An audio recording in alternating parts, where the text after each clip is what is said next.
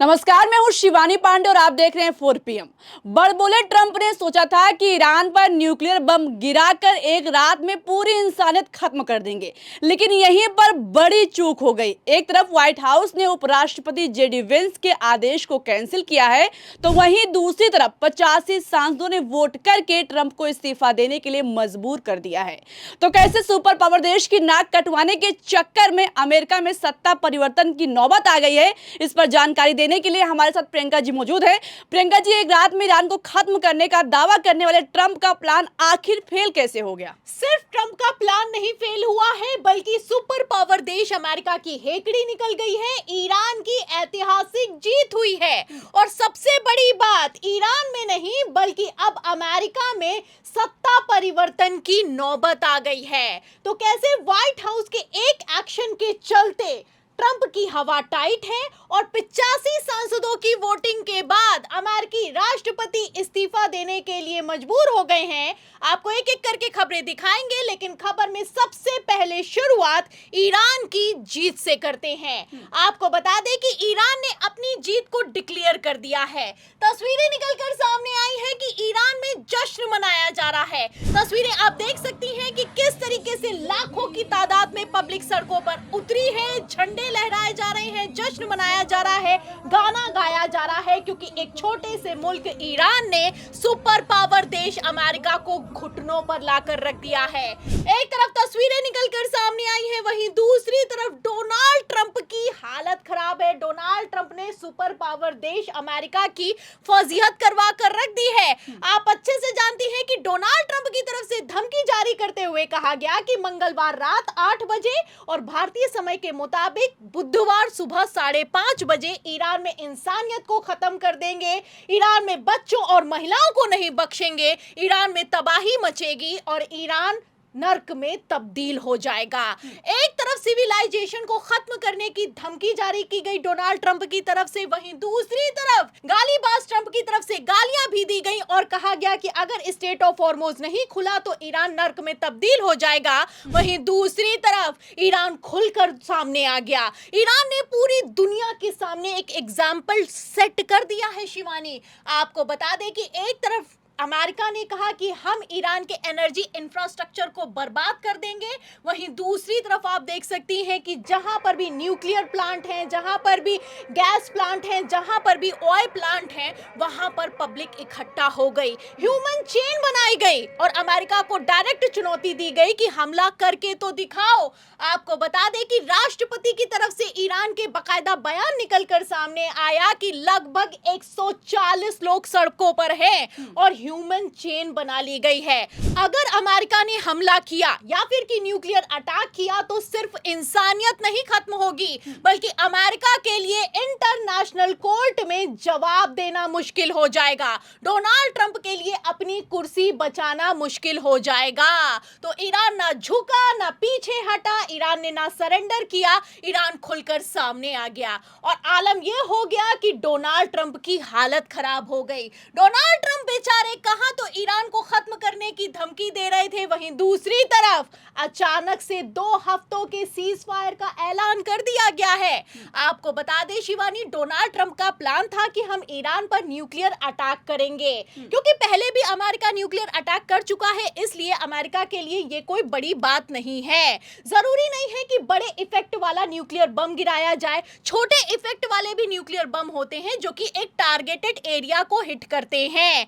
ऐसे हालातों में अगर ईरान पर न्यूक्लियर बम गिरा दिया जाता तो ईरान की हिम्मत टूट जाती। फिलहाल प्लान तो पूरी तरीके से डोनाल्ड ट्रंप ने तैयार कर लिया था, लेकिन व्हाइट हाउस ने आनन फानन में इस पर रोक लगा दी। एक तरफ उपराष्ट्रपति जेडी वेंस की तरफ से कहा गया कि possible US nuclear strike on Iran after he said the US has tools it so far hasn't decided to use to enforce Trump's ultimatum. मतलब ट्रंप के आदेश को जारी करने के लिए, लागू करने के लिए अभी भी हमारे पास ऐसे टूल्स मौजूद है जिनका इस्तेमाल हमने नहीं किया है, ये कहा गया उपराष्ट्रपति जेडी वेंस की तरफ से। मतलब साफ एक इशारा कर दिया गया था कि न्यूक्लियर अटैक ईरान पर होने वाला है। फिलहाल इस न्यूक्लियर अटैक के प्लान को व्हाइट हाउस ने एक सिरे से खारिज कर दिया। कहा कि छोटा हो या बड़ा, ईरान पर न्यूक्लियर अटैक नहीं होगा। आपको बता दें कि एक तरफ व्हाइट हाउस ने फैसला लिया, वहीं दूसरी तरफ नाटो में भी अमेरिका फंस गया, क्योंकि नाटो में चीन और रूस की तरफ से ईरान पर जमीनी हमला की रोक लगाने के लिए वीटो लगा दिया गया है। मतलब आप समझ सकते हैं कि अमेरिका की हालत खराब है। अमेरिका ईरान पर न्यूक्लियर अटैक कर नहीं सकता, अमेरिका ईरान पर जमीनी अटैक कर नहीं सकता, अमेरिका ईरान से ड्रोन और मिसाइल की लड़ाई में हार चुका है, क्योंकि किस तरीके से ईरान ने कमान संभाली है और अमेरिका और इजराइल के रडार सिस्टम से लेकर एयर डिफेंस सिस्टम को फेल करके रख दिया है इन 40 दिनों की जंग में। ये किसी से छुपा हुआ नहीं है। और वैसे भी ईरान के पास जैसे मिसाइलों की बादशाहत है, उसके आगे कोई नहीं टिक सकता, ये तो एक्सपर्ट्स ने भी मान लिया है। ऐसे हालातों में आपको मैं बता दूं शिवानी कि गजब ये हो गया है कि एक तरफ अमेरिका ने 2 हफ्तों का सीज फायर किया है, वहीं दूसरी तरफ ये सीज फायर ईरान की शर्तों पर हुआ है। सबसे बड़ी खबर तो ये निकल कर सामने आई कि ईरान की शर्तों पर अमेरिका सरेंडर हो गया है। आप देख सकती हैं कि ईरान कॉन्सुलेट की तरफ से बाकायदा 10 शर्तें रखी गई हैं और इसमें ऊपर साफ लिखा हुआ है कि Iran 10 point condition that the US has accepted as workable. तो ईरान की तरफ से 10 शर्तें रखी गई और सुपर पावर देश अमेरिका घुटनों पर आ गया।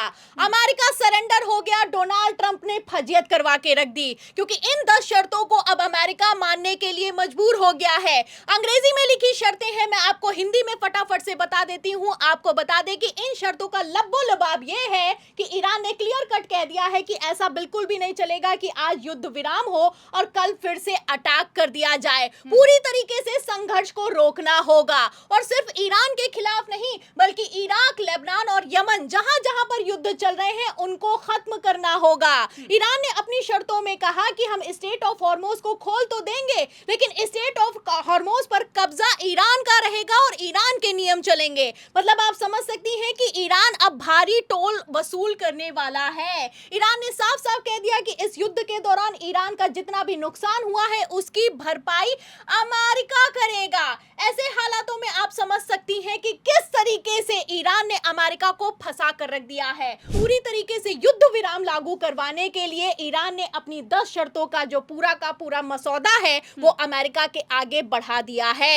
ऐसे हालातों में अमेरिका कह तो रहा है, डोनाल्ड ट्रंप शेखी तो बगार रहे हैं कि अमेरिका की जीत हो गई है और स्टेट ऑफ हॉर्मोज खुल गया है। फिलहाल स्टेट ऑफ हॉर्मोज तो युद्ध से पहले भी खुला हुआ था, अब युद्ध करने के बाद उसको खुलवाने का मतलब क्या बनता है और अमेरिका का इस जंग में शामिल होने का ऑब्जेक्टिव क्या है, इसका जवाब देने में डोनाल्ड ट्रंप नाकामयाब साबित हुए हैं। आपको बता दें शिवानी, डोनाल्ड ट्रंप अपने ही बनाए जाल में बुरी तरीके से फंस गए हैं। एक तरफ ईरान ने फंसाया है, दूसरी तरफ घरेलू मोर्चे पर भी ट्रंप को सवालों का सामना करना पड़ रहा है।